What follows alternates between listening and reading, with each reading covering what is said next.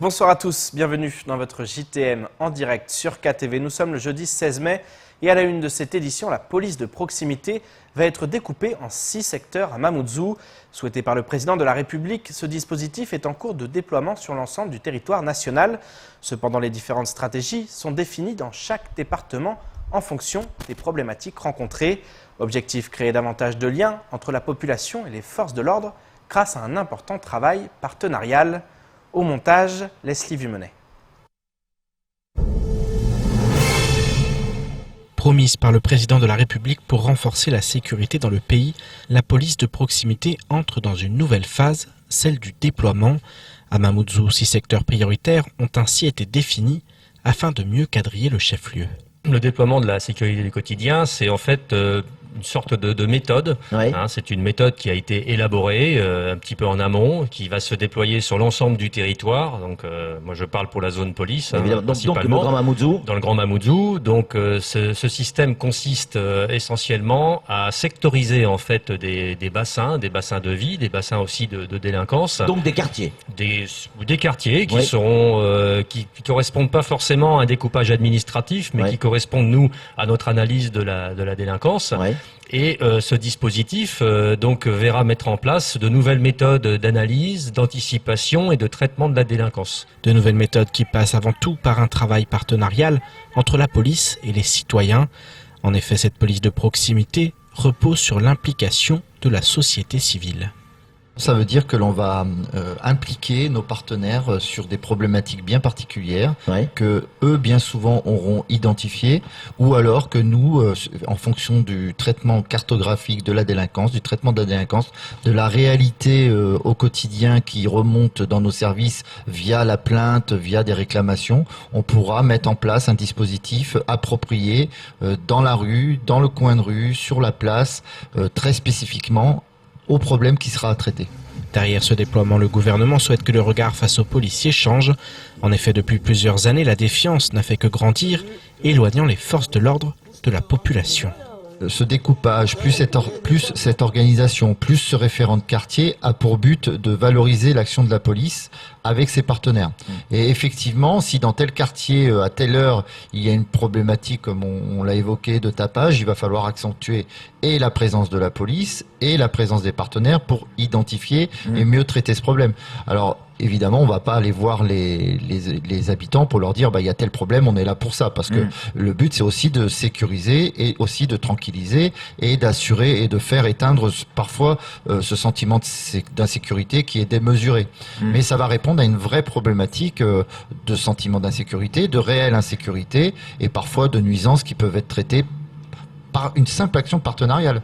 Une simple action partenariale qui à Mayotte va prendre plusieurs formes, à l'instar des maillots jaunes. Pour ce faire, plusieurs référents seront nommés par secteur afin de faire remonter toutes les problématiques et d'y répondre de la manière la plus efficiente possible. Social, dans votre 19h, près de 25 salariés de la SMCI poursuivaient encore ce matin la grève lancée le 12 avril dernier. Ces derniers jours, le dialogue semblait avoir été rétabli entre les différents partis. Des négociations se sont aujourd'hui poursuivies entre la direction du groupe, la CGT Mayotte ainsi que la DIECT. Elles ont cette fois-ci abouti à une signature de fin de conflit. Quels accords ont pu être trouvés? Qu'en est-il des délais de reprise d'activité pour les salariés? Un reportage signé Marion Tellier. Voilà maintenant plus d'un mois que les salariés de la SMCI sont entrés en grève. Installés devant la grille d'entrée de l'entreprise, ils maintiennent leurs revendications. Un bras de fer pour beaucoup difficile en cette période de Ramadan.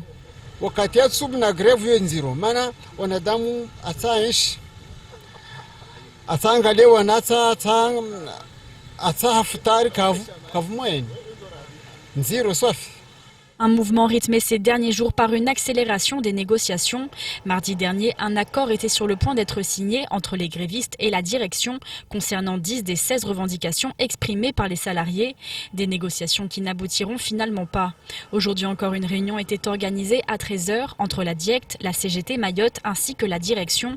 Une nouvelle occasion pour les salariés d'affirmer leur intransigeance. Depuis ce jour-là que nous avait proposé le 13e mois, nous on est d'accord sur le 13e mois comme il nous avait proposé sur 3 ans, étalonné sur 3 ans. On a eu des contacts sur d'autres personnes que la direction était d'accord de le mettre sur 2 ans. Mais aussi, il y a d'autres points comme l'augmentation de salaire, on est exigeant là-dessus. Le ticket resto, comme 8h à 50, on veut que ça soit 60-40, la direction prend en charge les 60%, et aussi les primes de transport. Les négociations ont cet après-midi permis la signature d'un protocole de fin de conflit. Les salariés bénéficieront à présent d'une augmentation de salaire brut à hauteur de 30 €, d'un 13e mois échelonné sur 2 années, soit 60% en 2019, puis 100% en 2020, ainsi que de la prise en charge de tickets restaurants par la direction à hauteur de 60%. Une grille salariale sera présentée à la direction au cours de la prochaine réunion. Bonne nouvelle dans le domaine de la pêche locale. L'entreprise Captain Alandor vient d'investir dans 2 nouveaux bateaux de pêche. Ainsi, avec Captain Alandor 2 et Alandor 3, de plus gros poissons frais seront disponibles à la vente. Ces nouveaux navires pourront ramener chacun 40 tonnes de poissons à Mayotte chaque année. De quoi notamment faire baisser les prix à la consommation. Écoutons plutôt Régis Macéo, le directeur de Captain Alandor, qui nous parle de cette grande avancée. L'entreprise a réinvesti donc sur des bateaux d'occasion qui ont été achetés sur l'île de la Réunion pour pouvoir donc compléter la flotte et surtout garantir à la poissonnerie le réapprovisionnement donc des produits qui sont les produits phares que nous vendons, qui sont le thon et l'espadon. Voilà. Donc l'idée était également donc d'essayer de faire des produits parce qu'on était sur un marché qui était placé dans la gamme assez haute puisqu'on faisait du carpaccio, du tartare, des produits élaborés. Et là, donc, le deuxième bateau, le Captain Alandor 3, lui, il sera plutôt dédié à faire des thons et des espadons en tranches par sac de 5 kg, 2,5 kg, et qui vont entrer également donc sur des marchés en GMS.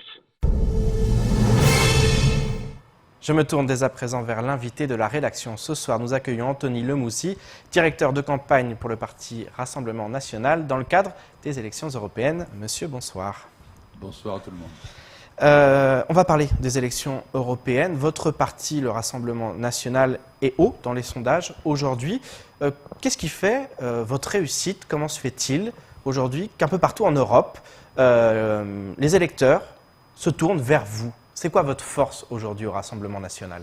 C'est une force qui est liée à plusieurs pays à la fois, qui ne veulent pas être sous l'emprise et sous l'empire européen, qui enlève peu à peu toute autorité, décision et valeurs culturelles de leur propre pays. Qu'est-ce qui vous dérange dans cette Europe aujourd'hui, telle qu'elle est construite, telle qu'elle a été construite et telle qu'elle a évolué ces dernières années? Cette Europe on ne peut pas dire évolué, elle aurait plutôt fait l'inverse, vampirise un petit peu tous les États dans le seul but de créer une armée unique, un drapeau unique, une musique unique. Bref, c'est un empire qui se construit peu à peu et qui fait peur à tout le monde dans le sens où l'immigration est subventionnée à coups de milliards, on peut dire, pour faire rentrer en Europe, dans tous les pays, on peut dire des réfugiés plutôt climatiques, économiques, politiques pour certains. Alors que faut-il faire face à ces réfugiés aujourd'hui? Que doit faire l'Europe? C'est-à-dire fermer complètement ses frontières? Est-ce que c'est possible déjà aujourd'hui de fermer complètement les frontières? Bien sûr que c'est possible, ça a toujours existé. Et pour revendiquer ses droits nationaux, on est obligé de le faire, sinon on ne se sort pas. Que fait-on des personnes qui arrivent, et on le voit de plus en plus, de bateaux qui arrivent, qui sont en mer? Qu'est-ce qu'on fait? On les rejette? On les rejette où? C'est ça la problématique autour aussi. Effectivement, on entend ce que vous dites, mais on ne comprend pas dans les faits comment on peut faire avec ces êtres humains qui sont sur ces bateaux. Mais c'est l'Europe qui les invite. Ils ne viennent pas spontanément. On leur miroite un petit peu l'Eldorado. On leur fait croire que tout va être parfait pour eux, que tout est bien. Non, ces gens-là ne viennent pas spontanément, ils sont invités, ils sont même sponsorisés. Les ONG, tous ces bateaux, finalement financés, on ne sait pas tout par qui, mais en tout cas volontairement. Vous-même, ils fuient souvent effectivement des problèmes climatiques, la guerre, on pense notamment à la Syrie. C'est avant tout une fuite effectivement vers une vie meilleure qu'ils n'ont pas forcément, mais est-ce qu'on peut faire quelque chose? Et on revient à Mayotte où effectivement on le voit avec l'immigration à Mayotte et ces personnes qui fuient effectivement les Comores. Vous savez, moi je suis venu pour parler des problèmes de Mayotte et pas du problème de l'Europe centrale. C'est pour ça que je viens à Mayotte. Voilà. Donc pour en revenir en résumé aux pays européens, On envoie des émigrés, ce sont que des hommes, la plupart. Très peu d'enfants, très peu de femmes. À croire que les femmes ont moins peur de la guerre que leurs maris. Hein. On les accueille, on les soigne, on les protège. Bon, écoute ce que je vous dise. Vous êtes contre ça? Ah bien sûr, nous sommes contre ça. Mais ce sont... Parce qu'on nous impose, vous comprenez. On ne propose pas une solution. On ne demande pas qu'est-ce qu'on pourrait faire, ce qu'on pourrait faire. Alors, quelle est la solution, selon vous, justement? Et quel est, justement, le programme du Rassemblement national par rapport à ça, par rapport à ces personnes qui arrivent? On va parler effectivement de Mayotte, de créer notamment des Comores, voilà. de Madagascar. Créer l'Union des Nations n'a rien à voir avec la communauté européenne. C'est tout à fait différent. Mais pour en venir à Mayotte, qui est le sujet principal, le premier problème de Mayotte, et vous le savez, on ne va pas le répéter 1000 fois, on le connaît, c'est l'immigration clandestine. Tous les partis sont d'accord là-dessus. Voilà, ils sont d'accord. Non, ils ont fini par être d'accord. Au début, ils n'étaient pas d'accord. Aujourd'hui, ils le sont. Ils le sont par la force des choses, parce qu'ils se rendent compte que le vent tourne à notre avantage et qu'ils sont en train de sortir le mouchoir de leur poche pour avoir du vent en poupe. Sans ça, ils restent collés au sol. Donc l'immigration à Mayotte, on ne va pas l'inventer. Elle vient même des Grands Lacs, elle vient de partout. Qu'est-ce qu'il faut faire aujourd'hui? Que propose le Rassemblement national par rapport à cette immigration venue de l'Union des Comores, des Grands Lacs ou encore de Madagascar? Lorsque nous aurons gagné, ça va être le cas, les européennes, nous pourrons disposer par an, en plus du budget actuel, de 10 millions d'euros qui seront consacrés principalement à l'immigration, sujet qu'à Paris, vous savez, personne ne veut s'embarrasser et gérer. Mais avec quelles mesures? Qu'est-ce que vous allez faire contre cette immigration? Alors, vous allez renforcer le contrôle aux frontières? Tant que le Rassemblement national n'est pas au pouvoir, on ne peut pas décider ce qui va se passer. Et vous avez bien quand même des idées, on imagine. On a des idées. Un programme qui est établi. Sur quoi repose-t-il par rapport, effectivement? Et prenons le cas de Mayotte. Que faut-il faire à Mayotte? Alors à Mayotte, pour renforcer ce qu'il faut faire, c'est créer ce qu'on appelle un mur de verre sur la mer. Vous savez, sur les GPS, sur les Garmin, on a les limites d'eau territoriale de Mayotte. Il suffit de mettre les moyens pour ne pas que les bateaux rentrent, c'est tout. Qu'est-ce que vous appelez un mur de verre aujourd'hui? Un mur de verre, ce sont des frégates qui seront automatiquement budgétisées avec les 10 millions d'euros que chaque année on pourra récupérer de l'Europe si le Rassemblement national est au pouvoir, pour pouvoir le faire. Donc du matériel, des hommes et... Est-ce que ça c'est chiffré justement? Parce que c'est vrai que ça fait très longtemps que ces demandes elles sont là, que certains font des promesses, on pense notamment à ce plan Harpie qui doit voir le jour notamment ce mois-ci, qui a été annoncé par le gouvernement. Mais est-ce que c'est chiffré tout ça? Combien d'hommes faut-il? Combien de navires? C'est aussi ça la question que se posent aujourd'hui les Mahorais par rapport à cette campagne. Nous avons, comme on dit dans l'Assemblée nationale, nous avons dans les cartons le projet, le plan. Hein, on pourrait l'appeler presque un plan Marshall. Nous avons ce qu'il faut, nous savons ce qu'il faudra faire quand nous serons au pouvoir. Pour le moment, on ne peut pas avancer le pion. Mais vous comprenez que les électeurs ont besoin de savoir pour voter pour vous? Les électeurs savent très bien que nous ferons une immigration zéro. Vous savez ce que ça veut dire zéro? Personne ne rentre. C'est simple. Bien sûr, on n'est pas contre les Comoriens, ni contre les Grands Lacs, ni contre les Malgaches, parce qu'il y a des gens qui sont très intéressants à voir venir travailler à Mayotte. Là-dessus, il n'y a pas de problème. Seulement moi, quand je vais aux Comores, je paie 30 € l'entrée du visa. Vous voyez? Si je vais à Madagascar, je vais leur payer aussi pour entrer. Alors pourquoi ils ne paieraient pas eux aussi? Il n'y a pas de raison. Pourquoi nous devons montrer l'exemple et eux viendraient sans papier, comme c'est le cas, et surtout pour créer des problèmes? Vous avez parlé de la politique extérieure par rapport à la lutte contre l'immigration. Qu'en est-il à l'intérieur? Car effectivement, à Mayotte, une personne sur deux aujourd'hui est d'origine étrangère. Ah non, non, 2 personnes sur 3. Il ne faut pas minimiser les choses parce qu'on a tendance à le faire. Ce sont les chiffres de l'INSEE. Oui, mais l'INSEE, vous savez, voilà, elle ne va pas en brousse, au fin fond de la brousse, compter tout le monde. Il faut arrêter la poésie. Vous voyez? Ce qu'il faut faire est mettre les moyens en place pour justement contrôler les gens et faire en sorte que ceux qui ne sont pas d'ici, eh bien, ils sont renvoyés aux frontières. Et ceux qui justement possèdent aujourd'hui des papiers, car ils sont nombreux à posséder des papiers. S'ils ont les papiers, ils sont là, ils sont tout à fait légalisés. Vous voyez? Quelle politique justement le Rassemblement national aujourd'hui veut mettre en place par rapport à ce développement qui doit se faire effectivement aussi avec ces personnes? Quelle politique sera mise en place de développement pour développer Mayotte? On parle bien sûr de l'Europe. Avant de parler de développement, de projet quelconque, il faut en premier faire le ménage chez soi. C'est-à-dire compter les personnes qui méritent de rester à Mayotte. On ne va pas conserver les coupeurs de route, quand même, vous comprenez bien. On ne va pas conserver les violeurs. On ne va pas conserver tous ceux qui font des exactions. Tous ne sont pas forcément étrangers. Certains sont nés à Mayotte. Aussi, ça peut arriver, vous savez, on n'a pas dit que les Maoris étaient parfaits, mais il se trouve que, sans vouloir jouer, comme vous le faites, à la démagogie, Bien sûr, il y a des Je vous exceptions. pose des questions sur, Voilà, sur non, non, effectivement non. le principal contexte problème- qui est particulier, qui est complexe. Effectivement, on a cette immigration. Et est-ce que aujourd'hui Mayotte peut se construire qu'avec ça? C'est-à-dire quel est aujourd'hui le programme aussi du Non, on ne, Rassemblement peut pas, national? on ne peut pas construire avec une immigration sauvage. On est bien d'accord, j'espère, pour ça. N'importe qui pense la même chose. Nous, on est là pour redonner aux Mahorais leur souveraineté, leur pouvoir de décision, remonter l'économie. Vous savez, si beaucoup d'entreprises quittent Mayotte, c'est parce qu'ils se font cambrioler leur bureau 3 fois dans le mois. Mais là, on est dans la sécurité, on n'est pas forcément dans l'immigration. Mais l'insécurité est liée complètement à l'immigration sauvage. Arrêtons. Pour vous, les liens sont évidents. Mais et la cause toutes à les effet, la personnes- cause à effet est évidente. Vous savez, maintenant, le problème de l'économie de Mayotte repose justement sur l'immigration clandestine. Qu'en est-il, je vous coupe, qu'en est-il du développement? Parce qu'on parle beaucoup des infrastructures, de ce développement. Parce qu'en attendant effectivement la lutte contre l'immigration, il faut bien que Mayotte avance. Et bien justement, quand on sera au pouvoir, quand on aura remporté les européennes, pour faire court, on pourra disposer de budgets pour justement envisager l'aéroport, aménager le port, voire un second port, aménager les routes, créer des infrastructures.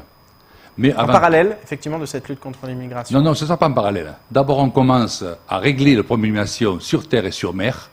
Et quand on aura fait le ménage chez nous, on commencera à parler. Mais ça ne sert à rien de faire des projets, de délirer sur des spéculations à venir, où nous allons faire ceci. Vous savez, depuis 2 ans, Macron, il n'a rien fait.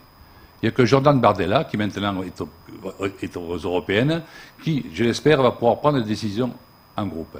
Parce que nous n'avons pas de groupe. Nous sommes seuls.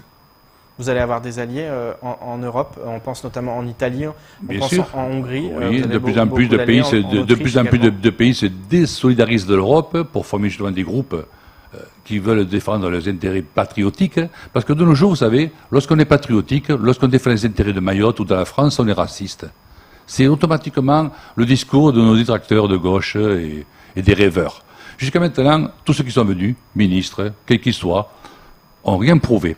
Il ne s'est passé rien de positif à Mayotte pour les Mahorais. Au contraire, on recule de jour en jour. 2 questions avant de conclure cette interview. La première, elle concerne justement, on y revient, par rapport à cette Europe. Combien de temps, selon vous, il faudra pour régler ce problème? Est-ce que vous avez une échéance? Parce que si en attendant, effectivement, on ne construit pas Mayotte, on ne développe pas, combien de temps ça va prendre, effectivement, pour régler le problème de l'immigration? Je vais faire simple. Si nous ne gagnons pas les européennes, c'est foutu pour Mayotte. Déjà, on va lâcher ce qu'on appelle ce visa, qu'on peut appeler touristique, pour les Comoriens, pour qu'ils viennent vivre ici, en toute liberté, en toute tranquillité. Le visa Balladur, vous évoquez? Non, non, un visa qui va se produire, qui est dans les cartons, mais qu'on attend justement les européennes. Si Macron l'emporte, c'est terminé pour Mayotte. Il y aura un laissez-passer. Ah, selon vous, effectivement, Il y aura un laissez-passer. Ah oui, mais c'est évident. Il y a un laissez-passer qui va se produire. Et tout l'archipel des Comores pourra venir à Mayotte. Ils ne pourront pas aller à la Réunion ni en France, en métropole. Ils pourront venir à Mayotte uniquement.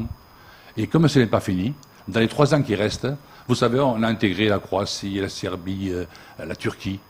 Il est probable, parce que l'Europe c'est tentaculaire, elle n'a pas de limite. Comme l'UA conteste avec l'ONU la propriété de Mayotte à la France, il y a de fortes chances que si on ne gagnait pas les élections européennes, les Comores puissent rentrer dans la communauté européenne ultra-périphérique. Est-ce que, M. Lemouzi, vous n'êtes pas dans le discours de la peur, ce que vous reprochent aussi vos opposants aujourd'hui, en expliquant qu'effectivement l'Europe, aujourd'hui, va intégrer l'Union des Comores? Ça semble irréel. Ah non, c'est pas irréel. Jamais on pensait que la Turquie en ferait partie, hein, et pourtant. La Turquie est à cheval entre l'Asie et l'Europe. Oui, mais surtout, européen. Les Comores sont à cheval entre Madagascar et Mayotte. Vous voyez, on a aussi un cheval de Troie. Non, ce qui se passe, c'est que je ne cherche pas à faire peur aux Mahorais. Je cherche à leur dire que déjà, ils ont peur. Ça fait 2 ans qu'ils tremblent toutes les nuits quand ils dorment. Ça fait 2 ans qu'ils surveillent leurs champs de bananes. Ça fait 2 ans qu'ils se font voler les bateaux. Bien avant aussi. Mais ça fait 2 ans que ça ne fait qu'empirer. Alors, pas besoin que je leur fasse peur. La peur, elle est déjà installée à Mayotte. La solution, c'est de voter RN pour soulager cette peur et faire confiance au seul parti politique qui prendra en main Mayotte. Et je serai en charge de l'assurer le jour où les présidentielles donneront un autre ton à Mayotte et une autre coloration. Rendez-vous le 26 mai prochain. Je veux dire aux Mahorais qu'il y a des actes, il y a des gestes qui comptent et qu'il faut réfléchir. Le geste que vous allez faire le 26 mai risque de résonner pour l'éternité. Merci beaucoup, Monsieur Lemouzy, d'avoir accepté notre invitation. Abdou Maoulida condamné, les demandes de subventions sport et jeunesse ou encore la lutte contre les vendeurs à la sauvette. Voilà ce qu'il faut retenir du reste de l'actualité locale. Place aux brèves de ce jeudi 16 mai. En novembre 2017, la grève au centre hospitalier de Mayotte avait donné lieu à de vives tensions entre les personnels. Abdou Maoulida, syndicaliste à la CGTMA, avait été accusé de violence volontaire sur une cadre supérieure. L'affaire avait fait grand bruit jusqu'au procès en avril 2018. Abdou Maoulida avait finalement été jugé non coupable, mais un recours en appel avait été déposé. Après 3 renvois à la Chambre vient finalement de rendre son verdict. Le syndicaliste est condamné à 1 mois d'emprisonnement avec sursis et 500 € d'amende pour violence volontaire ayant entraîné une incapacité totale de travail supérieure à 8 jours sur une personne chargée d'une mission de service public. Il échappe cependant à l'inscription de cette peine sur son casier judiciaire. Contacté, ce dernier s'est dit écœuré par cette décision et par le manque de soutien de la population et des syndicats. Il a par ailleurs annoncé qu'il arrêtait le syndicalisme pour se consacrer à sa famille et à Dieu. Le conseil départemental et sa direction de la cohésion sociale, de la jeunesse et des sports, DJSCS, informent les associations que la campagne des demandes de subventions sport et jeunesse, clôturée le 12 avril dernier, sera rouverte du vendredi 17 au 27 mai 2019. La procédure est totalement dématérialisée et les démarches sont donc à effectuer uniquement via la plateforme dédiée à l'adresse suivante subvention.cg976.fr. Pendant cette période supplémentaire, les associations qui ont retiré des formulaires et qui n'ont pas pu les déposer peuvent le faire conformément à la procédure. Celles dont les dossiers sont incomplets pourront fournir les pièces manquantes dans les mêmes conditions. La DGSCS assure qu'elle continuera à assurer l'accueil du public pendant les heures d'ouverture sur les sites de la rue Mariaz à Mamoudzou et de la rue Soweto à Cavani. Pour toute information, vous pouvez contacter le 02 69 64 70 04 ou le 02 69 64 70 13. La lutte contre les vendeurs à la sauvette constitue un défi dans la plupart des communes de l'île en raison de la concurrence déloyale qu'elle instaure vis-à-vis des commerçants déclarés. À ce titre, le maire de la commune d'Aqua informe l'ensemble de ses administrés qu'en vertu de l'arrêté municipal numéro 07-2019, les ventes à la sauvette sont strictement interdites dans la commune. Toute personne contrevenant à cette réglementation est passible d'une contravention de 5e classe. La mairie poursuit en rappelant que les personnes souhaitant exercer légalement toute activité marchande sur le territoire communal sont invitées à bien vouloir se déclarer en mairie ainsi qu'auprès des services consulaires compétents munis des documents nécessaires, sans quoi ils s'exposent à des poursuites pénales pouvant aller jusqu'à 6 mois d'emprisonnement et 3 750 € d'amende. Portrait d'artiste pour clore cette édition. Le Volute Coffee Shop à Kaweni s'est transformé jusqu'au 15 juin en galerie d'art. En effet, l'artiste peintre et romancière Shankha Leor y expose ses différentes œuvres mélangeant peinture, collage et dessin. L'occasion pour les passants et les clients du café de découvrir ces œuvres sorties tout droit de l'imaginaire de l'artiste. Un reportage signé Paul Arthur Avit. Depuis début mai et jusqu'au 15 juin, l'artiste peintre et romancière Shankha Leor expose ses œuvres au Volute Coffee Shop à Kaweni. Ces œuvres imaginaires et psychédéliques font partie de sa collection Éclats de rêve. Je mets sur la toile des petites scènes que j'imagine. Voilà, des petites scènes fantastiques, fantasmagoriques, ou parfois c'est des illustrations aussi de petits contes que je n'ai pas encore écrits, mais que j'écrirai peut-être un jour. Ces œuvres mélangent beaucoup de techniques comme le dessin, la peinture ou encore le collage. J'utilise de la gouache principalement, voilà, de la gouache Linel plus précisément. Et j'utilise aussi le crayon. J'utilise beaucoup de techniques mixtes, c'est-à-dire que je mélange crayon, peinture et également des feutres gris, marron, dans ces teintes-là. Ces œuvres sont sorties de son imaginaire, mais l'artiste Shankha Leor nous explique ses inspirations. C'est beaucoup des petits, comme je disais, des petits éclats de rêve, des petites scènes que je puise dans les profondeurs de mon psychisme et que je ramène pour les mettre sur une toile. Enfin, sur une toile, non, sur du papier, parce que je peins sur papier que je colle ensuite sur contreplaqué. Voilà, je fais pas mal de collage également. L'artiste peintre a déjà écrit un roman qu'elle a illustré par ses propres œuvres. Le tableau La magicienne aux yeux perdus, c'est une illustration d'un roman en fait que j'ai écrit plus qu'un conte. C'est assez long et c'est l'histoire d'une magicienne à qui on a volé le pouvoir de son regard et qui cherche à le récupérer. Donc c'est pour ça qu'elle a les yeux bandés sur le tableau. Et elle est plongée dans un univers de rêve vénitien en fait. Vous pourrez retrouver ces œuvres jusqu'au 15 juin au Volutz Coffee Shop à Kaweni. C'est la fin de votre journal. Merci de nous avoir suivis. Pour ma part, je vous donne rendez-vous demain dès 19h pour une nouvelle page d'actualité locale. Excellente soirée sur Kwezi.